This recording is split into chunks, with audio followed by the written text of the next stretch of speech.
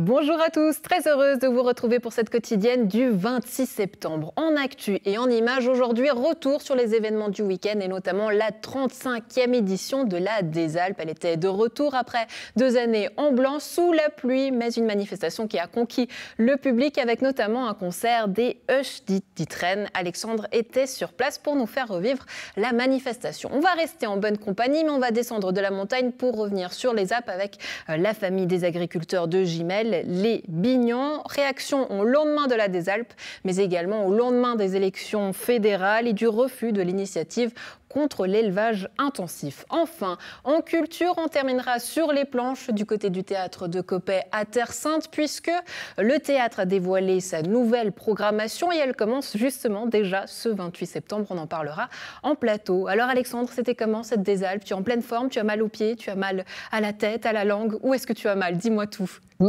Non, tout va bien, Andrea. C'était magnifique, cette des Alpes à Sancergues. Malgré la pluie, il y avait vraiment la bonne humeur. J'étais au milieu du cortège, des vaches décorées. J'ai vu du yodel, du corps des Alpes, des concerts. Et puis, j'ai même essayé la lutte suisse. Donc, tu verras tout ça après. Ça promet. Mais là, je suis descendu de la montagne, moi aussi, comme les vaches. Et particulièrement ici, tu vois les petits veaux de Xavier Bignan. Voilà, la famille Bignan qui a sa ferme à Gimel. Donc, on pourra aller dans le pâturage pour faire un petit bilan de cette saison d'été pour les agriculteurs et puis parler un peu de la suite des événements pour l'hiver. Très bien, on reste dans l'ambiance et de retour pour cette 35e édition. C'était la des Alpes, elle avait lieu ce samedi, sous la pluie. On regarde. Voilà, je viens d'arriver à la des Alpes de Sancergues. Après 2 ans d'absence, la fête est de retour ici au village de Sancergues avec plus de 700 vaches et moutons qui descendent les alpages pour retourner au pré. Et malgré la pluie, on voit quand même du monde. On entend de la musique folklorique.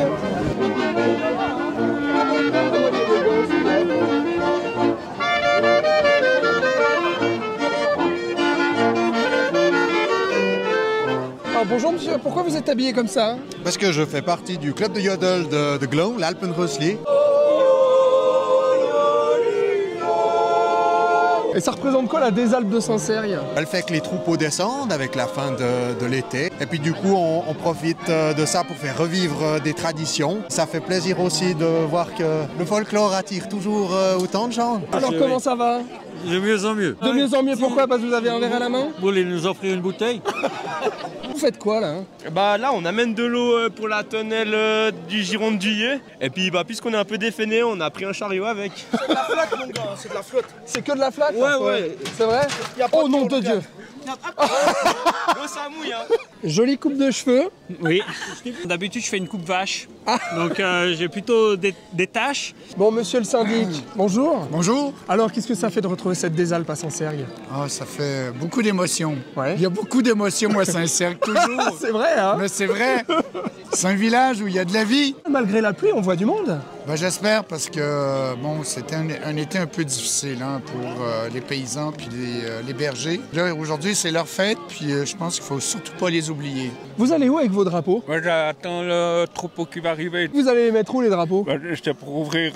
Ah, c'est pour ouvrir le défilé. Les gens voient, ah bon? Voilà. Et puis après il y a encore le concert de Mélanie Hush aussi. Voilà. Ça c'est une grande première du côté de Nyon. Ah, ça y est, on voit au loin là-bas le troupeau qui arrive.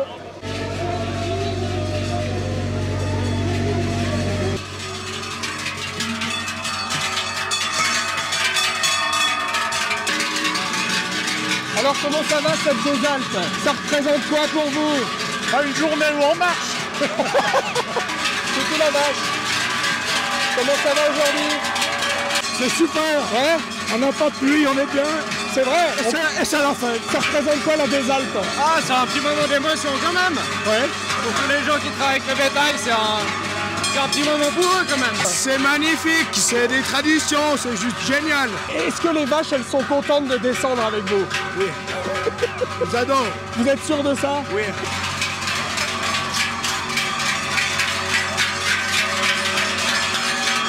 Les fruitières de Nyon auront eu raison de mes tympans avec leurs cloches.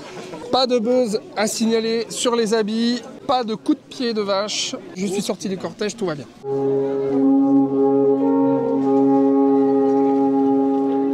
Et alors, il faut quelle technique pour jouer du cor des Alpes? Tout se passe au niveau des lèvres, c'est la vibration des lèvres qui fait que le son est produit. Bah, il faut du souffle aussi. Oui aussi, bien sûr. Bonjour. Bonjour. Alors, Miss et Mister Suisse francophone. Ah bah, qu'est-ce que vous faites ici à la Des Alpes de Saint-Cergue? Eh bien, on a été invité à la Des Alpes de Saint-Cergue pour pouvoir représenter les valeurs et les traditions de la Suisse. Donc, on essaie d'être présent au maximum d'événements suisses. Eh bien, vous avez défilé avec les vaches ou pas?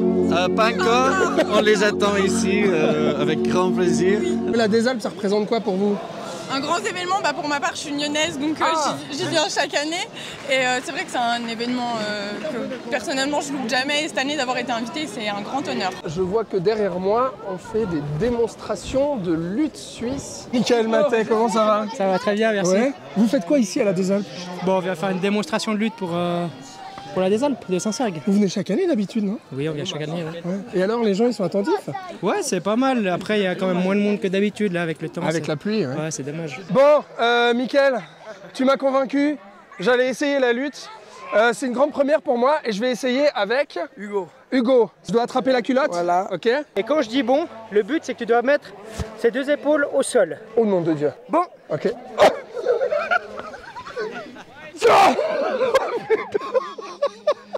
Voilà. Ah, comme ça, ok. T'essuies les épaules. Ah non, c'est juste le gagnant. Ah, c'est le gagnant qui essuie. Ah, ok, alors je me laisse essuyer les épaules. Voilà, à la Des Alpes, tout est possible. Bonjour Jean-Marc Borloo. Bonjour. Alors vous êtes le président du comité d'organisation de cette Des Alpes. On a envie de savoir comment vous vous sentez aujourd'hui. Soulagé. Ouais. Bonne organisation. Ma foi, on n'a pas un magnifique temps, mais on a quand même du monde. Bah oui, c'est étonnant d'ailleurs. Vous attendiez à avoir autant de monde malgré la pluie? Oui, on a le concert des EG Dritten cet après-midi. On sait que ça amène beaucoup de monde. Alors, ça fait quoi de retrouver le public là cette année? Ah, c'est vraiment chaleureux, ça fait vraiment plaisir. Qu'est-ce que c'est la Des Alpes? C'est le retour en plaine des vaches qui ont passé tout l'été à l'alpage. Il y a à peu près 55 tonnes de fromage qui se fabriquent pendant l'été. Oui, comment ce Malakoff? C'est très bien. C'est bon? Ouais. Ah, j'ai pas encore goûté, j'attends la boisson, mais elle sent super bon, elle a l'air excellente. Pour l'instant, vous touillez?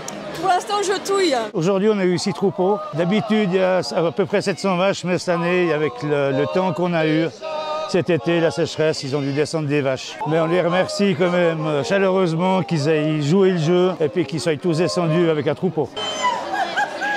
Ils sont contents de montrer leur troupeau aux citadins qui viennent, qu'ils n'ont pas l'habitude de voir. En fait, la Des Alpes, c'est ça? C'est les citadins qui montent à Saint-Cergue? Non, quand même. Il y a...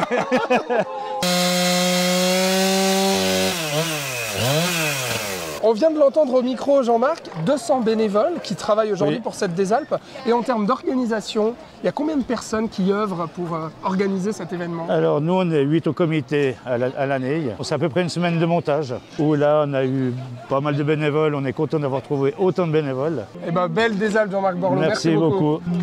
Au flanc de la colline, traité des maisons fleurs, s'élève une cheminée, règne le bonheur.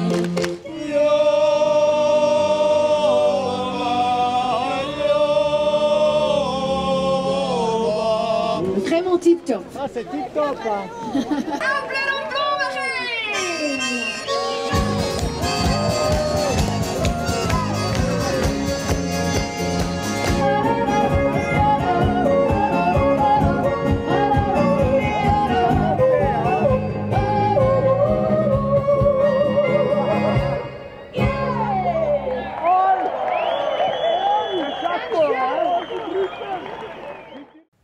Arol et en bref, le PLR Nicolas Walter rentre à la municipalité et reprend la place du socialiste Loïc Aldiman qui avait annoncé sa démission au début de l'été. Le PLR a été élu avec 774 voix, soit 60 de plus que sa concurrente PS Lucia Conti. À la suite de cette élection complémentaire, la gauche réduit encore sa représentativité dans l'exécutif local où il ne reste que la socialiste Margaret Rushti. Nous recevrons sur ce plateau jeudi Nicolas Walter.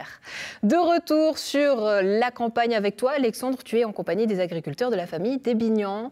Est-ce qu'on peut voir ces petits veaux et ces petites vaches ? Effectivement. Et alors, j'ai été pris de court, Andrea. Je n'ai pas eu le temps du tout de mettre le micro à Xavier, mais ça va être chose faite. Voilà, on va juste poser ce petit micro comme ceci. On espère qu'il tienne. Très bien. Xavier, voilà, on est au milieu de vos pâturages ici à Gimel. On voit les veaux qui sont descendus des alpages. Alors, vous n'avez pas participé à cette désalpe de Saint-Sergue. Par contre, vous avez fait descendre les veaux il y a déjà plus d'une semaine. Pourquoi? Oui, alors l'alpage de la Seiche nous permet d'avoir diverses catégories d'animaux. Ouais. En général, on descend les veaux plus vite pour permettre aux grosses de nettoyer tout le reste de la surface.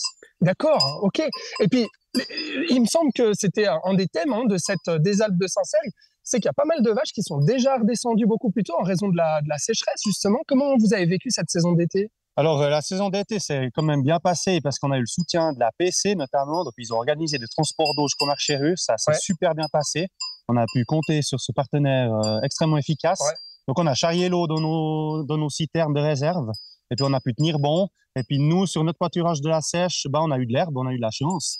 On est bien exposé, c'était frais. On a des marais qui, d'habitude, sont engorgés d'eau.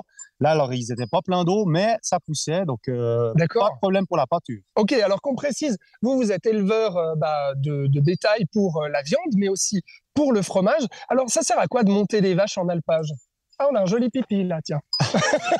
Ça sert à quoi de monter les vaches en alpage l'été? Mes vaches, je les traite à la ferme à Gimel, mais il y en a plein qui font du fromage d'alpage, donc ils traisent en montagne. D'accord. Là où c'est important, c'est vraiment d'exploiter ces pâturages montagne pour ne pas avoir une propagation de la forêt. Donc, on tient ces pâturages. Et puis, un fromage de qualité avec des fleurs de la montagne, c'est exceptionnel. Ah, d'accord, c'est ça. Bon, très bien. On va aller leur donner à manger. Exactement. Alors, on va passer la clôture électrique.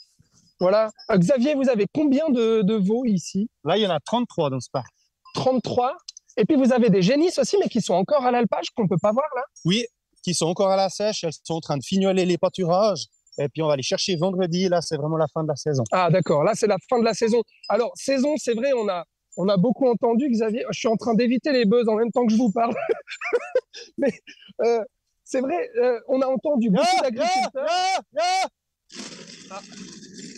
Ah là, ça y est, je crois qu'ils vont... On va se reculer un petit peu. On va se reculer parce qu'ils vont tous... Ça y est, j'ai marché dans une buzz, c'est trop tard. Alors, il faut faire comment, Xavier? Ya, comme ça? Ouais, et puis hop, ils viennent. Et puis hop, les voilà. Bon, alors c'est vrai, cette saison d'été, on a entendu beaucoup d'agriculteurs nous dire que c'était très compliqué, c'était une saison triste. Vous, comment vous l'avez vécu? Alors, chaque alpage est différent. Bien sûr que le ressenti bouge d'un alpage à l'autre. Moi, je tiens un point d'honneur pour Sto qui s'est quand même bien organisé. Ouais. Par contre, on a toujours subi ce loup qui ne change pas de situation. Ça ne s'est pas du tout amélioré. Ouais.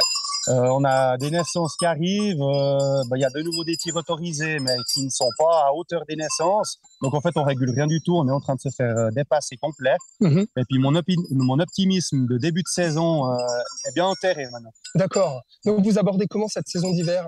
Alors, l'hiver, les bêtes sont quand même plus proches de chez nous. Moi, j'ai une particularité, c'est d'être proche du tôleur. Donc, en fait, nous, on a les loups qui passent tout l'hiver dans la saignée forestière ici. Ouais. Alors, j'espère qu'on sera épargné parce qu'à la montagne, j'ai pas eu de bétail à moi qui a été touché. Oui. Mais un des veaux de ce groupe a été mangé en début de saison d'un collègue à moi. Oui. Donc, il a passé à la sèche. Après, on verra cet automne si ça passe ici, j'espère pas. Et puis sinon, à la ferme, normalement, j'ai quand même 2 chiens qui font un peu de bruit. Ouais. On devrait être épargnés. Et ça se passe comment la saison d'hiver? Concrètement, qu'est-ce que vous faites? On voit un qui galère, qui a envie de passer. Voilà, c'est bon. Concrètement, la saison d'hiver, alors la saison d'été en alpage, on a compris, pour faire notamment le fromage avec les fleurs d'alpage. Mais l'hiver, qu'est-ce qui se passe pour vous? Alors l'hiver, on valorise en fait le fourrage qu'on a fait tout l'été. Donc on a fait des foins, etc. Ouais. Et puis on va profiter le plus longtemps de l'automne et du beau temps pour pâturer. Et puis après, toutes les bêtes viennent dans des box. Ouais. Donc là, il y a la paille, le foin, et puis on les nourrit, on fait vraiment de l'élevage pendant l'hiver. On fait les inséminations sur celles qui ont l'âge. On s'occupe des vélages, la traite, ça continue, on fabrique le fromage, etc. Ouais. Tout roule, quoi. Dans cette ferme à Gimel, qui d'ailleurs, alors cette année, a été élue la ferme la mieux tenue, c'est ça? Ça veut dire quoi? On a eu le prix du public pour la ferme la mieux tenue du concours qui est organisé chaque année. Ouais. Ça veut dire la plus propre? En fait, c'est basé sur le confort animal. et la propreté générale. Et puis, ils ont fait un petit film sur chaque ferme. Et puis, on a eu ce prix-là. Donc, merci beaucoup à tous ceux qui nous ont soutenus. Ça vous a amené du public un peu et des consommateurs? Alors, j'ai eu beaucoup de messages, de soutien, etc., de félicitations. Ça fait plaisir. Ouais. Xavier, je suis obligé de vous poser aussi la question parce qu'on est au lendemain de ces élections fédérales avec cette votation notamment sur l'élevage intensif qui a fait beaucoup parler et puis notamment avec beaucoup d'engagement de la part des agriculteurs. Alors on l'a appris, elle a été refusée cette loi. C'est quoi votre réaction au lendemain de ce vote? Alors ma réaction, forcément je suis content et soulagé que ça a été balayé, hein, on peut le dire, à 65%, 63%. Moi ce que je voudrais dire sur ce sujet, c'est que dans chaque métier, il y a des moutons noirs.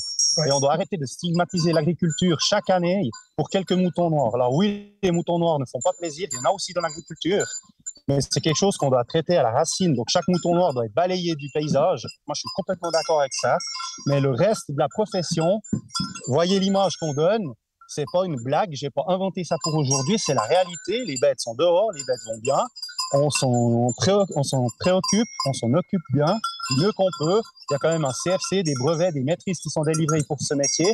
C'est pas du folklore. Ouais, donc un soulagement effectivement pour vous et puis pour beaucoup d'agriculteurs qui partagent votre avis aussi. Xavier, merci beaucoup. On ose approcher les vents ou pas? Il y a les gens qui vont avec la main en avant. Ah, alors on y va avec la main en avant. Alors, comme ça. Viens. Le petit, viens. Voilà. Ils ont des prénoms? Oui, ils ont des prénoms. Tous? Ouais. Vous les connaissez par cœur ou pas? Je connais bien les vaches parce qu'on les manipule chaque jour, mais les petits veaux, on va attendre qu'ils grandissent. Ah, puis lui, il est un peu plus âgé, hein? Ouais. Coucou, toi. Bon, on va pas trop les déranger. Ah, bah voilà, c'est bon, j'ai réussi à en caresser un quand même. Qui s'en fiche complètement de moi parce qu'il préfère la nourriture. Bon, Xavier, merci beaucoup. Et puis bonne journée, à bientôt. Merci beaucoup. Voilà, Andrea, je vais rester au milieu de ces veaux. Ça me va bien. Ouais, ça te va bien, mais ils n'ont pas l'air d'être tes copains, Alexandre. Hein. À tout à l'heure. Quant à nous, on va ouvrir une page de culture avec vous, messieurs. Pierre-Alain Schmitt, venez seulement me rejoindre. Vous êtes le président du comité de l'association du théâtre de Terre Sainte. À vos côtés, Pierre-Étienne Gschwinn, venez également sur ce plateau. Vous êtes membre du comité de l'association du théâtre de Terre Sainte, également directeur du collège secondaire de Terre Sainte. Bienvenue sur ce plateau, on le disait, pleinement de retour après 3 saisons marquées par la pandémie. Le théâtre de Terre Sainte est de retour et propose une programmation haute en couleurs avec 8 spectacles qui varient entre comédie, magie et musique. Qu'est-ce qu'on peut dire que la musique, aujourd'hui, elle est sortie du chapeau et que ça fait partie des nouveautés? Oui, mais bon, elle n'a jamais été complètement absente non plus de nos activités, mais on est effectivement très heureux de pouvoir présenter cette nouvelle saison. On a cassé la tirelire qui nous restait pour essayer de faire quelque chose d'attractif. Et on espère que ça plaira à notre public qui a été fidèle, puisqu'on a la chance d'être dans un des rares théâtres qui a vu l'augmentation de ses abonnés, malgré la période difficile, parce qu'on a eu 3 années où la première, on a dû annuler un dernier spectacle, et puis après on a eu 2 années problématiques où il y avait eu des restrictions, des annulations, avec chaque fois la problématique de reprogrammer, re-reprogrammer, annuler, reprogrammer. Enfin, la dernière qui n'était pas complètement libre puisqu'on avait ces masques et autres. Donc on espère vraiment revenir maintenant à notre rythme normal de fonctionnement. Et pour ce faire, on a, je crois, réussi à présenter quelque chose d'assez varié, hétéroclite. Ouais. Avant de rentrer justement dans les détails, vous dites casser la tirelire. Ça représente quoi aujourd'hui le budget de cette programmation pour le théâtre de Terre Sainte? C'est plusieurs centaines de milliers de francs. Donc il faut être conscient que on peut pas. Donc on n'est pas tout à fait dans la même situation qu'en France, par exemple. On a des aides, mais qui ne sont pas comparables, par exemple, à ce que les théâtres français, dont les théâtres peuvent bénéficier, mais on peut dire grosso modo qu'on est dans une situation où on est bien aidé par nos communes de Terre Sainte. Ensuite, on a aussi le soutien de nos sponsors, et puis on a 8 spectacles qui varient au niveau du coût, parce que ça dépend évidemment du nombre d'acteurs et du coût du spectacle en lui-même. Ouais, c'est quand même 358 fauteuils à remplir. Là aussi, c'est un sacré challenge à chaque fois. Oui, absolument. C'est vrai que c'est un théâtre quand même qui est d'une certaine importance, avec un nombre de sièges, en effet, qu'il faut pouvoir remplir. Alors c'est vrai qu'avec le nombre d'abonnés, ça permet d'avoir une certaine stabilité. Puis après, ce qui fait quand même la différence, c'est de pouvoir remplir les autres sièges. Et là est le défi justement du comité, et puis soutenu par les sponsors et les communes, pour pouvoir en effet avoir des spectacles de qualité avec suffisamment de spectatrices et de spectateurs. Ouais, lors des éditions précédentes, c'était beaucoup passé notamment par l'humour et puis aussi finalement des comédiens locaux. Est-ce que ça, c'est un pari qui a été laissé tomber? Non, on a toujours le thème de l'humour qui est là. On a élargi un tout petit peu ce thème en faisant 2 choses particulières. On fait un spectacle qui avait reçu 5 Molières, qui est Edmond. Qui avait d'ailleurs déjà été programmé en 2020. Qui avait été programmé et qu'on a reprogrammé aujourd'hui. C'est plus de 15 acteurs sur scène. C'est du théâtre comme nous l'aimons aussi, mais et pour le reste, on a aussi introduit un prestidigitateur connu qui a souvent passé chez Sébastien, qui est Dany Larry et son fils qui vont venir se produire aussi. Mais pour le reste, on est resté dans la ligne, puisque vous savez que nous étions un peu connus comme un théâtre qui aimait le vaudeville et les bonnes pièces françaises, mais on a aussi penser à des acteurs et des romans, puisqu'on a Joseph Gorgoni qui vient, mais il ne vient pas en Marie-Thérèse. Ouais. Il vient dans un spectacle évidemment humoristique, mais aussi assez émouvant. Et tout ça fait qu'on espère qu'on en a un peu pour tout le monde. Je pense que ce que tu disais, Pierre-Étienne, est très important, c'est-à-dire... Ça fait un petit moment aussi que les écoles aujourd'hui sont habituées à cette programmation. Voilà. Est-ce que leur intérêt a aussi évolué au fil des années ? Alors je dirais, c'est vrai que le collège, il est juste à côté du théâtre de Terre Sainte, et c'est par ailleurs aussi l'aula du collège, cette salle. Donc nous, on est très très heureux d'avoir maintenant en effet un comité dont je fais partie et qui a vraiment cette vision aussi de la jeunesse et de pouvoir proposer des pièces. Donc Edmond va être montré à tous nos élèves au mois de décembre. Et puis le spectacle aussi Saint-Exupéry, le mystère de l'aviateur, qui est aussi une comédie emboîtée dans l'histoire justement de cette mystérieuse disparition de Saint-Ex. Et là, on va aussi montrer une partie de nos élèves. Donc c'est vrai qu'ils ont beaucoup de chance de pouvoir en bénéficier. Ouais. Comment est-ce que vous accompagnez justement, pardonnez-moi, ces visionnements des spectacles? Est-ce que ça s'accompagne aussi par après une étude de la pièce en classe finalement? Alors justement, ça dépend un petit peu des spectacles, mais l'idée c'est de les préparer, pas trop pour que ça reste une découverte, puis en même temps suffisamment pour qu'ils puissent l'apprécier. Et puis ensuite, il y a des pistes d'exploration en effet qui sont possibles. C'est sûr qu'Edmond, avec Cyrano de Bergerac, c'est quand même un grand monument de la littérature. Ouais, Pierre-Alain Schmitt. Oui, je disais qu'on a aussi fait un petit effort pour les jeunes, parce que notre souci, c'est de renouveler un petit peu notre public. On sait aussi que les théâtres maintenant le succès des théâtres repose davantage sur la vente de la billetterie que sur les abonnements. On sait que les gens sont un peu plus sélectifs et autres. Donc on a instauré un tarif jeune qui va jusqu'à alors chaque fois qu'on peut, on y va un peu plus loin, mais en tout cas une réduction de 50% par rapport au prix moyen qu'on pratique, qui est de l'ordre de 55 francs par spectacle. Très bien, et là c'est un effort que vous faites. Revenons justement à cette rentrée dès le 28 septembre. Une petite carte de visite, c'est le conseil d'un ami, on regarde. 28, 29, 30 septembre, à Copé. On sera tous là, tous les 4, on va se marrer comme des dingues. Tous à Copé. Tous à Copé. Copéton. Le copéton. Voilà. Ah oui, on va faire un copéton. Ça va être sympa. Soyez généreux, venez. Du verbe copéter. Venez copéter. Venez copéter avec nous. Allez. Un conseil d'amis, évidemment. Ah ben oui. Venez. Bien sûr. Vers 20h30. Ouais, à peu près. Exactement, je pense. 3 jours. 3 jours. 3 jours. Vous pouvez même venir les 3 jours. Allez, au revoir. Allez. Au revoir. Allez, salut. À très vite. Venir copéter, qu'est-ce que ça veut dire et qu'est-ce qu'on garde de ce fil rouge? C'est je trouve une bonne invention. Je pense qu'on peut garder le thème, copétons tous ensemble. Vous voyez que ça en a gardé quand même le thème de l'humour, hein, et j'espère que ça sera un grand succès. Et qu'on arrivera à convaincre un peu les gens d'acheter des billets. On a aussi l'ambition, j'aimerais le dire, alors on a eu de la chance, parce que comme je vous l'ai dit tout à l'heure, nos abonnés ont été présents, on a augmenté le nombre de nos abonnés, ce qui est un indice de fierté, mais on a maintenant le souci d'essayer d'ouvrir la billetterie, et on se rend compte aujourd'hui que, je dirais, le succès que nous recueillons, il va au-delà de Terre Sainte, il va sur la région de Nyon, il va... C'est aujourd'hui une carte de visite pour Terre Sainte. C'est une carte de visite, et je crois pouvoir dire que notre théâtre est connu au-delà de nos frontières. Quand on parle du théâtre de Copé, parce que c'est connu sous le nom de théâtre de Copé, mais en fait c'est le théâtre de Terre Sainte, Paris sait ce que c'est que le théâtre de Copé. Mais ça, c'est parce qu'on sait bien accueillir à Copé. J'imagine qu'on sert les petits fours et le champagne avec. Non, forcément, ça plaît à Paris. Oui. Alors c'est vrai que la tradition de bien accueillir les artistes, je pense qu'en effet, c'est depuis de nombreuses années que c'est le cas. Et Patrick Mesmer, le programmateur, est en charge justement de l'accueil des artistes, connaissant bien aussi le réseau, fait ce travail avec soin, quoi. Ouais, très bien. Merci beaucoup en tout cas, messieurs Pierre-Alain Schmitt, Pierre-Étienne Kfin, d'avoir été avec nous. Excellente journée à vous. 28, 29, 30 septembre, à Copé. On sera tous là, tous les 4. On va se marrer comme des dingues. Tous à Copé. Tous à Copé. Copéton. Le copéton. Ah oui, on va faire un copéton. Ça va être sympa. Soyez généreux, venez. Du verbe copéter. Venez copéter. Copéter avec nous. Allez. Un conseil d'amis, évidemment. Ah bah oui. Venez. Bien sûr. Vers 20h30. Ouais, à peu près. Exactement, je pense. 3 jours. 3 Oui. jours. 3 jours. Vous pouvez même venir avec 3 jours. Allez, au revoir. Allez. Au revoir. Allez, salut. À très vite.